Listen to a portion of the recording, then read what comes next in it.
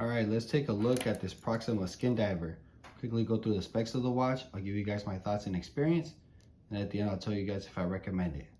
So what we have here is a case size of 39.5 millimeters. We have a thickness here of 14.9 millimeters. So basically 15 all the way up to the top of that high dome sapphire crystal. We have an effective lug to lug here of 48 millimeters. But since the bracelet extends further than that, at the end of the bracelet here, you're looking at 53.3 millimeters. We have a lug width of 20, and we do have a sapphire crystal up top, as mentioned before, with the high dome with a lot of AR coating on there that has a blue hue to it. I'm trying to move it in the light so you guys can catch that. Very nicely applied, very little distortion with the light here. 120 click unidirectional bezel with a ceramic bezel insert. It does have that faux patina on there, and everything seems to line up, although there is distortion because of that high dome sapphire crystal. We have a screwed down crown here, signed with that Proxima dolphin, screw down case back with that dolphin etched in the back. Solid end links, solid links. We do have milled clasp here with the stamped top.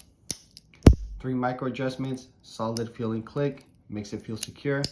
I like these type of clasps because they're not bulky, keeps the size down, and they just work. So good job on that.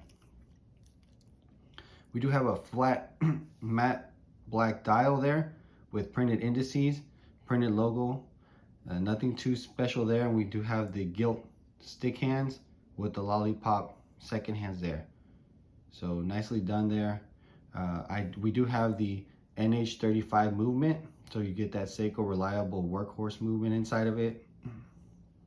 And we do have this Seiko style bracelet. Quickly show you what it looks like on my 7-inch wrist for reference. That 39.5 millimeter size wears great. The tallness, the thickness can be a little bit an overwhelming number, but it doesn't wear that tall. I think 2 millimeters comes to that due to that sapphire crystal. So this actually wears kind of like a 12 to 13 millimeter watch, which is kind of normal. It's just that high dome, which is that vintage aesthetic look.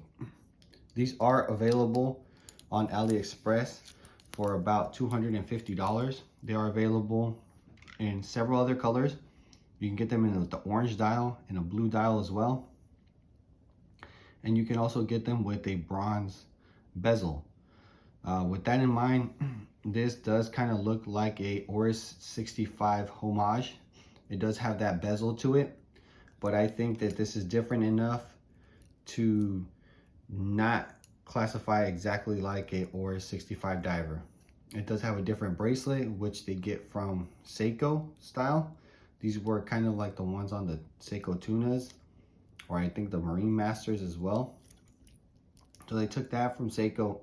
They took the bezel from Oris, and the dial itself is more like just a regular diver's watch. It doesn't necessarily look exactly like an Oris 65 diver. So, and the hands there are not exactly like an Oris, although they do mimic them a lot. I do like the lollipop second hands there. It does work well with the vintage aesthetic, and I think here the Fotina Lume kind of works with this watch. I do have to say that their finishing is good. There is no hard marks, so the brushing is nicely done, very uniform, and the polishing as well. I can wipe this down for you real quick. It's highly polished and very uniform. The lines are crisp where the transition happens, so nicely done there. The bezel action is great, although I do have to say that it's hard to grip because the bezel is so thin. You can only grab this basically from the 2 o'clock to the 8 o'clock position, and that's going to help you turn the bezel. If you try to grab it from the 12 and 6, it's very hard. Right now I can do it easily because it's not on wrist, but once it's on wrist, it's very difficult to do it from the 12 and 6 position. You're looking at the 2 and the 8 to really grip this bezel. But once you grab it from there, it's very easy to grip because it's a coin edge bezel there. So that's a good thing there. What I like about this watch is the specs. You do get sapphire, you do get ceramic, you do get that Seiko NH35 workhorse movement, which is great. You get the water resistance as well. You get that vintage look from that skin diver case, but you don't have to worry about it because this is a newer watch. So no servicing needed for a while because you do have that reliable movement inside of it, which you know is going to work no matter what. You can beat this thing up and it's going to perform. The bracelet itself is kind of a letdown. The links are solid, but as you can see there, they're not individual, they're pretty big chunks, so it kind of wears a little clunky on wrist. Although it does form well to the wrist, it's just not my cup of tea. So you might like it. I kind of think that the bracelet is a little bit subpar to the watch head itself. And then I don't like how there's no real good transition from the case to the bracelet there. It just doesn't fit the case. As you can see here, it comes out further than the case. I think if they would have shortened it so it would have been at the case, it would have looked a lot better. But it is what it is. That's also what pushes the actual effective lug to lug to 53 millimeters, although it is tapered downwards, so it does wear nicely. Yeah, I think this does wear like a 40 millimeter watch, so you don't have to worry about that extended lug to lug. It's just something to keep in mind though. If you do have smaller wrists, I think you can wear this even if you have a 6-inch wrist because of that 40 millimeter case size. But anything below that, just be careful because those end links do extend out. You can always switch this out for a leather band, which I think it would look great on, or even a rubber tropic strap would look great on this. That's how I wore it as well, but I wanted to show you guys the bracelet that actually comes on. So just a nice vintage looking watch. What I do have to give them credit for is so two big things going for this watch are the specs of it. This is kind of a spec monster. You do have the best of everything basically.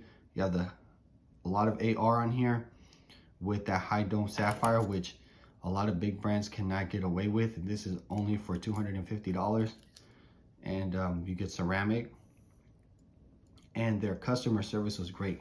I picked this up from the Proxima official AliExpress store. They answered all of my questions promptly. They answered them very professionally. And when I ordered this watch, I got it delivered to my home at about a week and a half, which is the fastest I've ever received anything from AliExpress. I'm not sure if it was maybe a one-off or what, but they did not know I was gonna make a review. My channel isn't big enough to be sponsored yet, so there was no special treatment, but I liked the way they treated myself as a regular customer. They do send you pictures as well of your watch before being shipped out, and they do regulate these.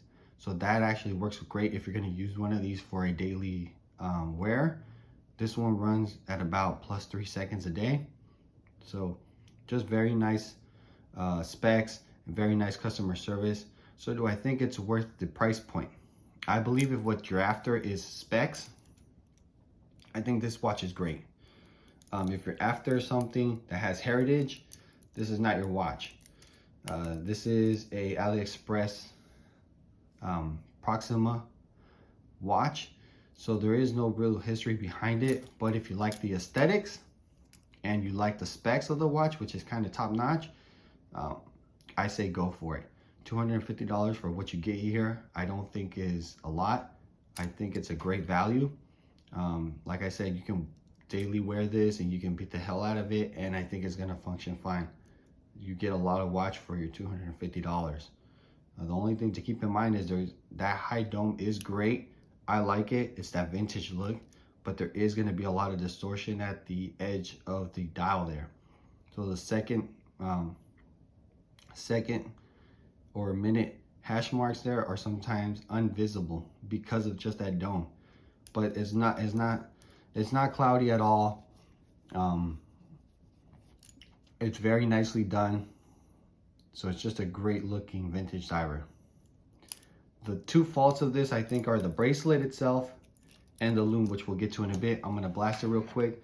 Like I said, it has that NH35 movement in it, so you don't have to worry about servicing for a while anyways. So this thing's ready to just take a beating. I'm gonna quickly blast this with the light to show you guys. The loom is lacking. It is a faux patina loom, so there's not much to expect anyways. But turn off the lights quickly. As you can see, it glows. I just blasted it for a few seconds there. The bezel insert also is loomed, as you can tell there.